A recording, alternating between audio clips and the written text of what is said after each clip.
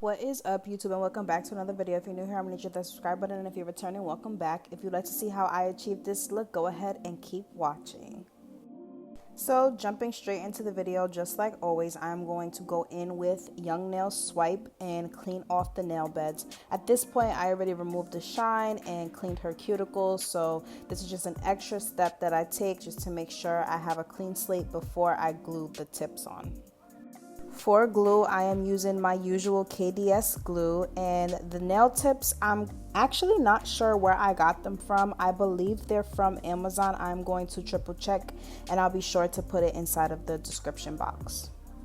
You guys, I missed recording these nail tutorials so much. I actually did pick up on doing my day in the life vlogs, and let me say that you guys have been running it up with those, but I do want to create a healthy balance where I am giving my aspiring nail techs more content and more tutorials on how to achieve the trending looks at the time. So I will be putting more videos out like this. I know that I always say that I'm going to do it and I don't, but I promise starting from now on, I do have backed up content where I just recorded so much. So now I have bare videos to put out for you guys. And did I mention that we are almost at 1K subscribers from this little channel, from everyone who has been following me from when I had my first 50 subscribers. You guys know I am super grateful, and I always love to pay homage to you guys during these videos. The reason why I'm talking so much now is because I think that this part is very repetitive. So yeah, y'all, I just wanted to personally say thank you again, and we are on the road to 1K, and we will definitely be celebrating together. For my beginner nail techs, always remember that when you are sizing, that the tips should fit sidewall to sidewall. You want to make sure that you don't have any excess hanging over that could create gaps that would lead to water getting into the nails and possibly creating a fungus. So just remember to always make sure that it fits sidewall to sidewall, and if it doesn't quite fit, you can always cut them to customize to the person's nails. That rarely ever happens. I rather size up than to size down in most cases. So like my sister here, her nails are always like these weird in between sizes, but to reinforce, I always like to take the glue and just put another speck on top. For this part here, I am using my Too Cute nail form, and I've started doing this as opposed to using the magnet technique, only because I feel like this gives the client a better idea of where their nail is going to fall. So when I show it to them, they're able to see the exact number of where they want their nails to fall, if that makes sense. I hope that makes sense. Y'all know I be talking in my own language, and sometimes I have to remember that not everybody speaks gibberish the way that I do. Moving on, I am taking my 180 sanding bit, and I am just removing the shine from the tips. I find that this helps me when I am pre-shaping, only because when it's ashy, I feel like you can see the nail a lot better than when it's clear. You kind of have to like guesstimate and make sure that they're all the same width. With duck nails though, I will say it is super easy to make them square.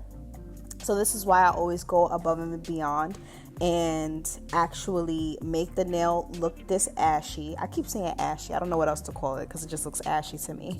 But yeah, this definitely just makes my life a whole lot easier when I am hand filing. Like I said, it's super easy to go from duck to square. So this just ensures that I can see the shape clearly.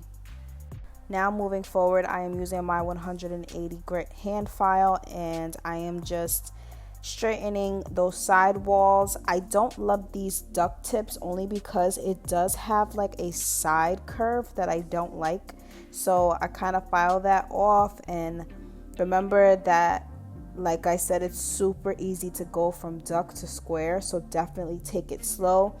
Make sure that file is constantly moving and you don't stay on one side, because that can make you have a lopsided square.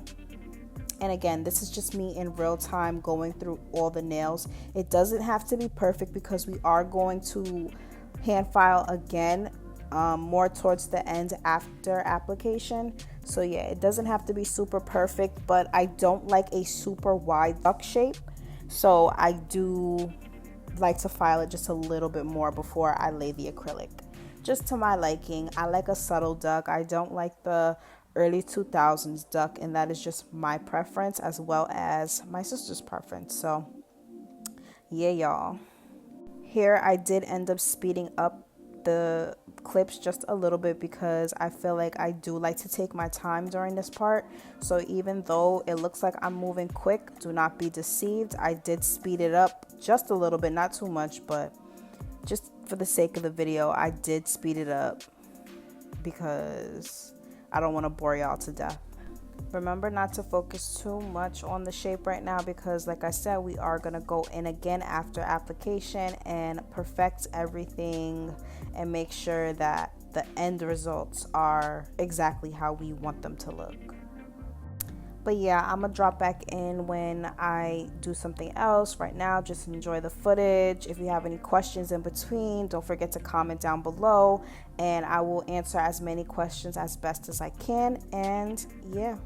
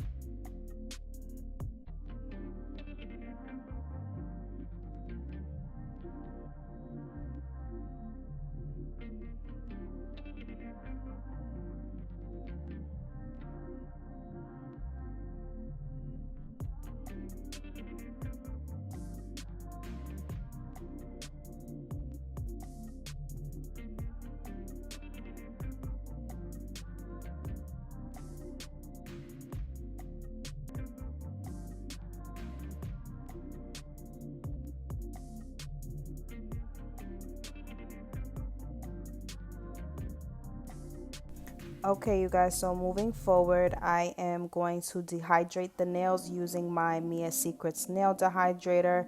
Right after this, I go in with the primer, and again, it is Mia Secrets. It comes as a duo, and as usual, it is listed in my Amazon storefront in case you have trouble finding it. I, of course, got your back.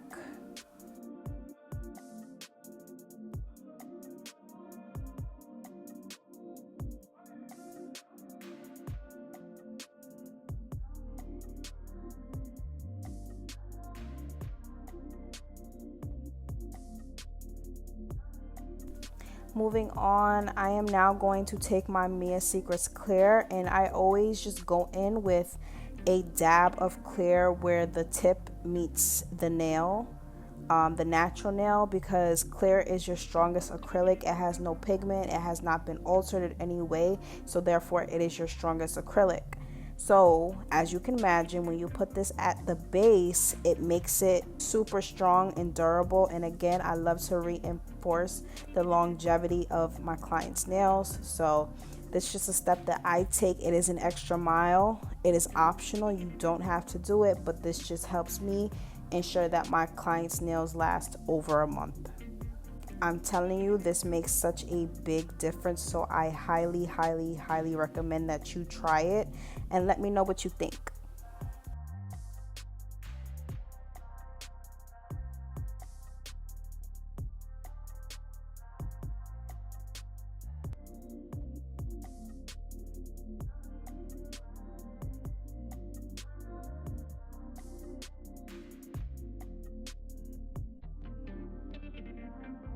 Okay, now moving on, I am using a acrylic that I actually mixed myself. This is from Dynamic Nail Supply. It is Bad Enough and Young Nails Rosebud, as well as that Mia Secrets Clear, and I mixed them all together.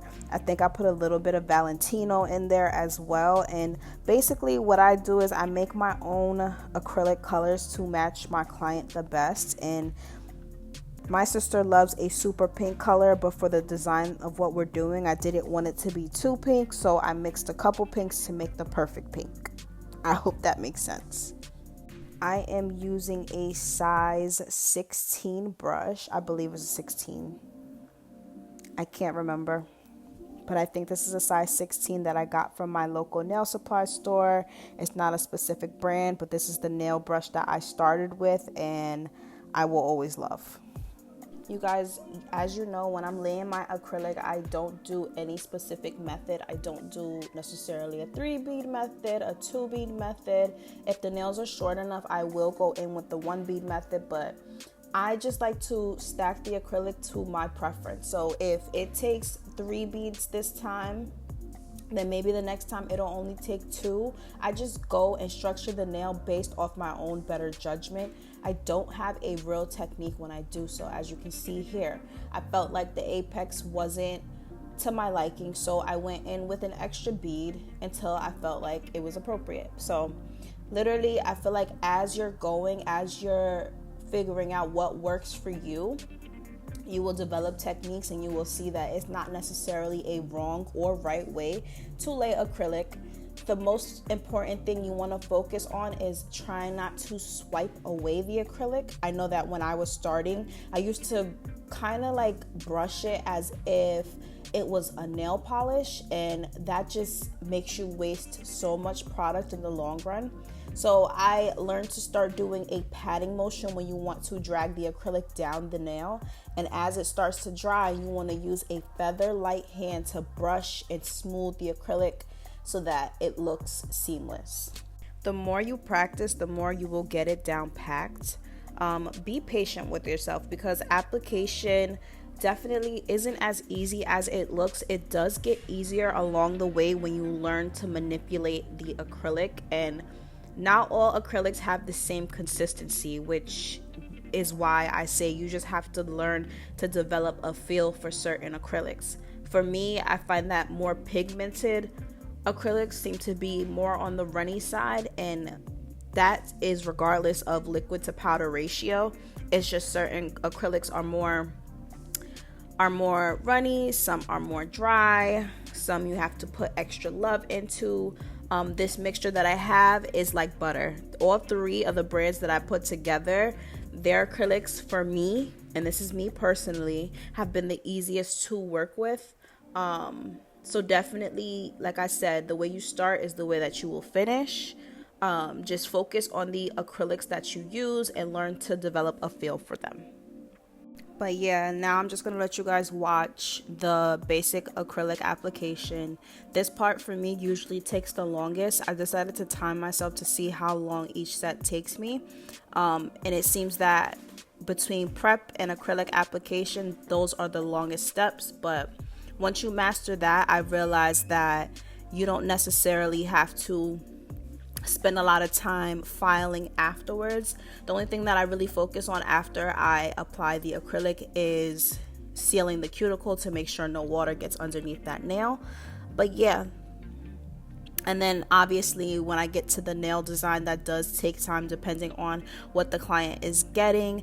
This set took me about 2 hours, maybe 2.5 hours, only because when I'm with my sister, we have a good time. So it's not just strictly work. I'm not just silent and getting the set done. We are lollygagging, we stop, we eat lunch, we do a lot of stuff. But altogether, this set took me about 2 hours to do, and y'all are gonna see how detailed it gets. Also, I forgot to mention, when you're laying the acrylic, it is not a race. I want you to remember that you are in control of the acrylic. So literally take your time, don't rush. I know that as a beginner, I used to try to hurry before the acrylic dries, and I promise you, if you are doing proper powder to liquid ratio, you will not have that issue. Also, when you are picking up the acrylic, I want you to think of it as your brush is like a sponge. So when you wet it, if you lay that acrylic and you see that the acrylic is moving fast and it's watery, I would tap my brush on the paper towel to drain it. And then I will go in with a patting motion. Remember what I just said, your brush is a sponge. So now when you go and tap that runny acrylic, your brush is now absorbing the water not water, the monomer that was inside of that acrylic that was making it super runny. And the same thing vice versa. If you see that you have more of a dry bead, I will go into the monomer again, just tap it lightly to get some more liquid on that brush and tap that dry bead, and eventually it should start moving a little bit more. I just started perfecting my acrylic application now, and we are about 2 years into being a nail tech. So I want you guys to not put any pressure on yourself and just realize that in due time you will master it. And when you do master it, look back at the times that you were struggling and watching my videos, and I hope that this actually helps you and you keep these tips in mind when you are doing your sets. Y'all, I was also thinking about putting out a ebook. I know that everyone is kind of doing that, but I feel like a lot of people leave out the fundamental tips that you need in order to be the best nail tech out there. So let me know if you're interested. I'm definitely going to start working on it ASAP. It's been on my mind a lot, and usually when something is on my mind and in my heart, I feel like I have to put my all into it. So definitely stay tuned, and I'll keep you guys posted on me dropping those ebooks. And yeah, y'all, I'm gonna let y'all enjoy the rest of this footage.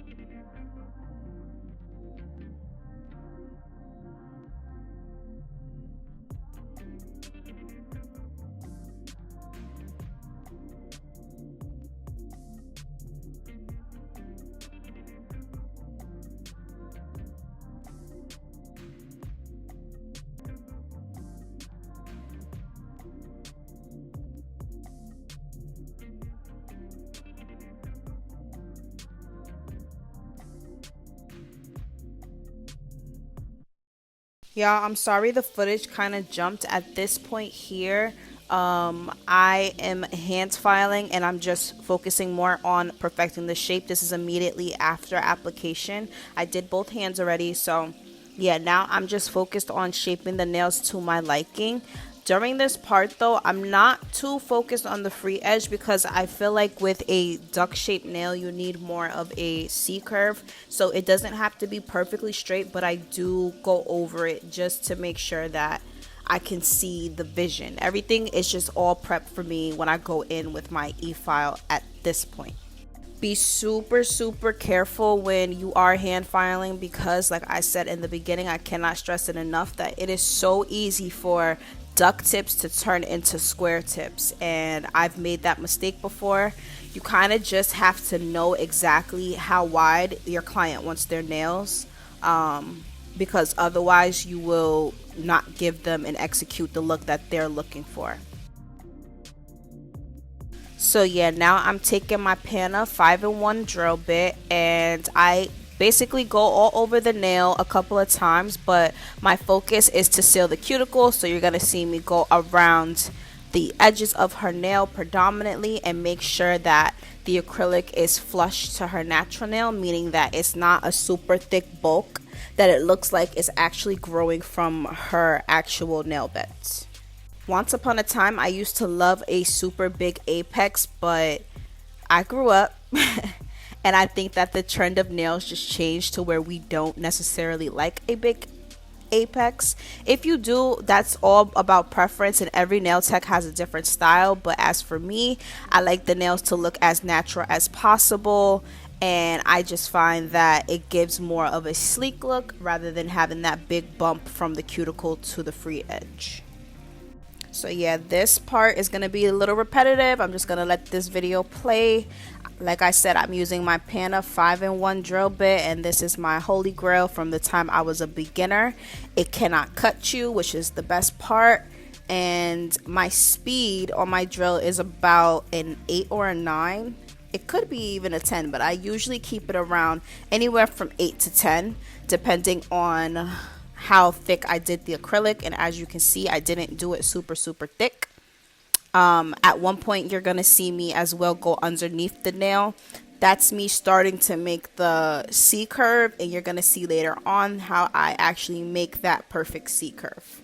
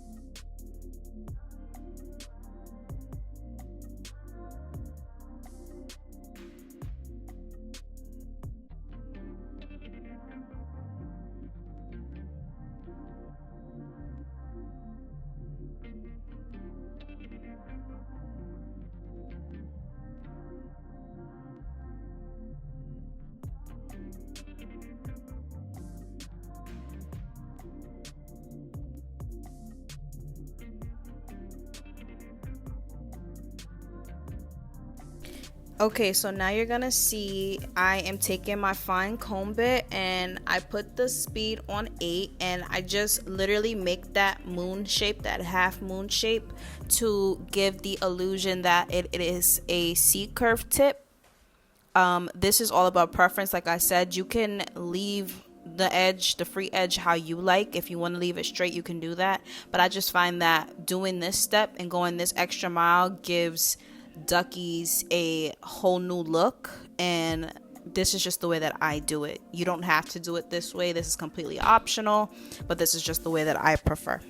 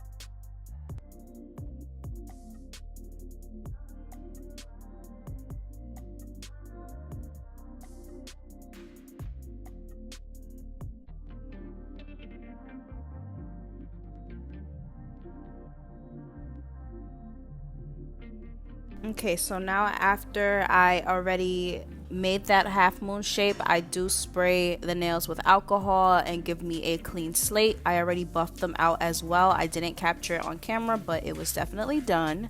So now we are ready for the nail design itself. When I am doing a French, I always like to start on the side and I kind of freehand my French lines. I don't necessarily map them.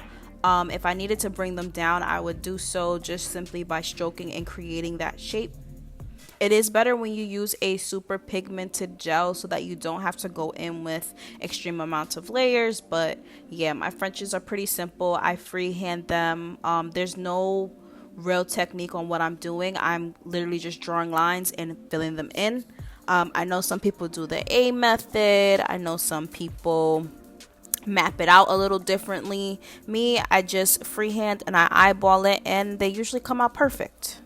This yellow color is from D&D, I believe shade 131. I will have that in my description box as well so that you guys can go ahead and purchase this color. I thought that this was super fun for spring and we definitely wanted to give more of a spring vibe with this set, which is why we went with the flowers that we went with as well as this bright yellow color. I do go in with 2 coats of this yellow. I'm not sure if I included it in this video, but I do go in with 2 coats always. I cure in between, of course, for 30 to 60 seconds and then then we move on to the flowers. I am also using my Nails by Dev brushes. These are my go-tos. I haven't tried another company's, but if you have any suggestions, then definitely drop them down because I'm willing to do a review on almost all of them. This one has just been the one that always works with me. I love how thin it is. I love how much control I have. This is the 9mm brush, I believe. She did come out with some new brushes that I plan on getting, but this is the older ones that she had, and I'm pretty sure they're cheaper on her website. Again, everything is going to be in the description box, but yeah, this is the 9mm brush I use when I am doing my Frenchies. Literally, Nails by Dev brushes have been one of my holy grails for I think every video that I've released where I'm doing any kind of line work. Her brushes just seem to work with you. I am a huge fan of her products, down to her gel pods when you're doing like cartooning and stuff. I definitely want to include some more content like that because I know that when I was learning there wasn't enough videos on how to actually draw on nails, like map it out and the proper paints that you should use. Definitely when you're doing any kind of nail art, you want to keep the layers thin. So her products work really well because they were more of a thick consistency, meaning that one swipe and you can see the color, so you don't have to keep layering, which usually messes up nail art in the long run. But yeah, definitely if you haven't already, go check out Nails by Dev. I follow her on Instagram and TikTok. She follows me back, so hopefully let me manifest it in this video that she wants to collab one day, because like I said, I'm really a OG with her products. Getting back into this video though, definitely with this D&D color, I suggest doing 2 coats and 2 coats max. I made the mistake of doing 3 coats and literally it started to wrinkle and I had to restart. So yeah, just keep it thin, and I would only do 2 coats of this yellow color to make sure that the is very pigmented. As far as this nail design though, I actually had no idea what I was doing. I did use an inspo picture and we just changed the colors up a bit. With these flowers though, I found that they were trending this springtime, so I definitely wanted to incorporate more of a spring vibe for you guys. I want to try to stay on season with what's trending and, you know, stuff that you can actually practice and do yourself. So I looked up a few TikTok videos and that's what helps me make these flowers. I definitely see where I could definitely work on it and perfect it just a little bit more, but it came out real cute if you ask me. The little Hawaiian flowers thing is definitely a vibe.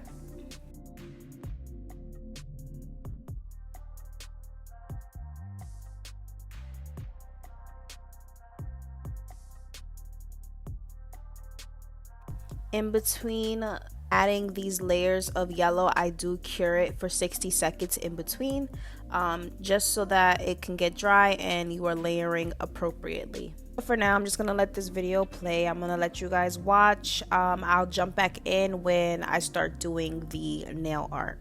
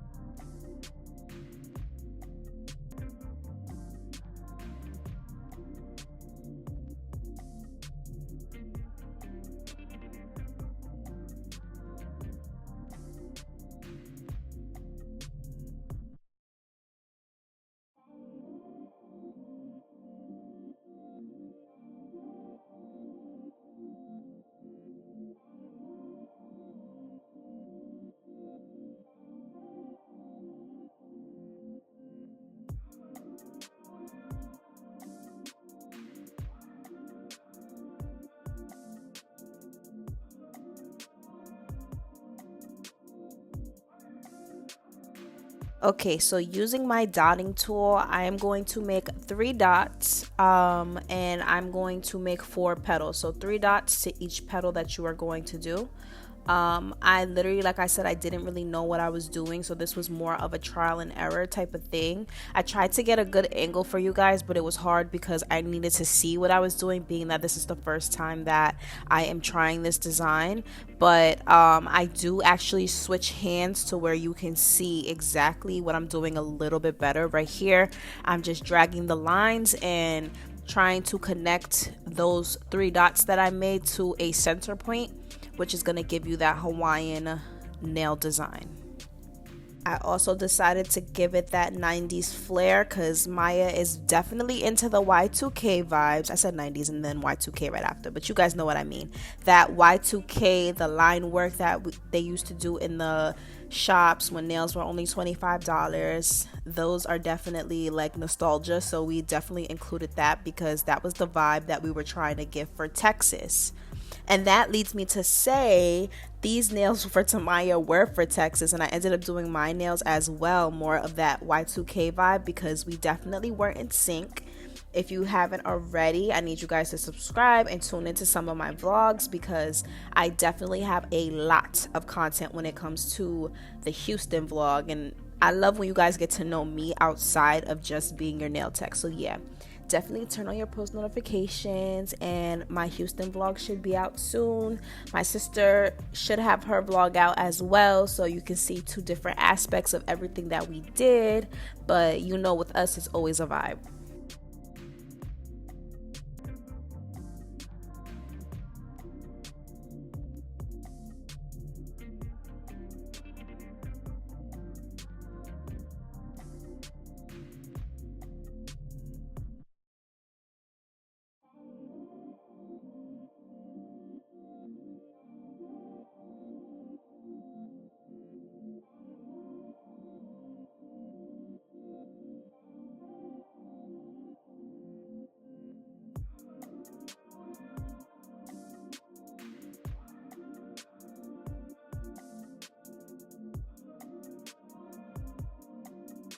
Okay, y'all, so after I mapped out the nails exactly how I like, I went ahead and used my Macart top coat to just seal everything in place before I add all of the rhinestones and bling. With Maya, if she's gonna do short nails, she definitely has to have some chunky bling. That's just her style. That's a lot of people's style actually, and personally I think it's super cute. So we did want to incorporate some bling to bring some traction to her nails, being that this is more on the calmer side for her. Y'all know she always loves to do her XL sets, so we just wanted to keep it cute and classy this trip, but definitely still add that flair, that bling, that traction to the nails.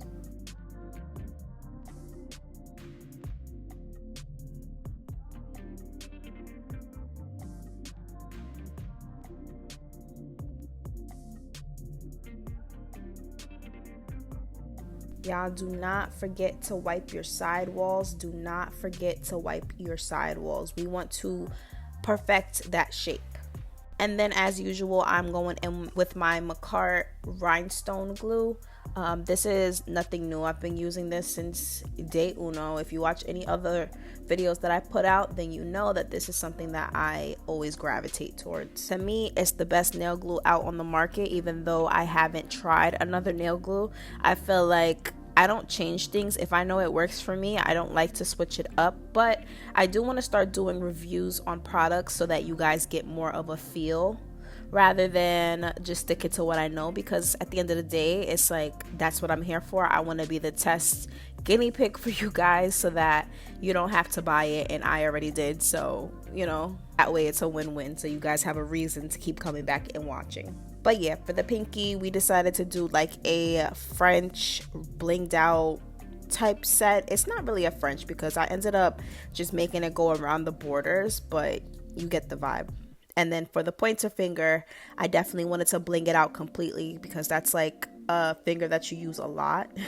So that's how we mapped it out. We were like, what fingers do you use the most? To me, it was your thumb and pointer and your pinky. So we decided to do pointer and pinky, and the pointer was going to be the one that had the most bling. And I kind of didn't know what direction I was going to go in with the rhinestones. I kind of just get a feel for it. And I know someone asked me before about diamond placement, and I don't really have the answer for you. I'm so sorry, but it's literally it. I just place it wherever I feel it looks best, and if it doesn't look good, then I remove it. It's that simple. Like, nothing is permanent before you set the actual nail in place and dry it with the UV light. So yeah, girl, it's not really rocket science. But yeah, that is all for this set. You're gonna see I'm gonna add my little finishing touches to it. We're gonna add some cuticle oil and all that good stuff. I thank you guys so much for watching. Thank you guys for tuning in. Like I said, if you're interested, then I would definitely tune in to some of my vlogs, because we did go to Houston. We went to Houston and had a great time. So yeah, if you want to get to know me as more than just a nail tech, definitely tune in. If you want to see my sister and see our vibe from her perspective, then I definitely suggest going to her channel. Her name is Tamaya, Tamya, Calise, Calese. And yeah, girl, we cross promoting over here because y'all know we about to take over YouTube. But yeah, again, thank you so much for watching. I will see you in the next video. Bye.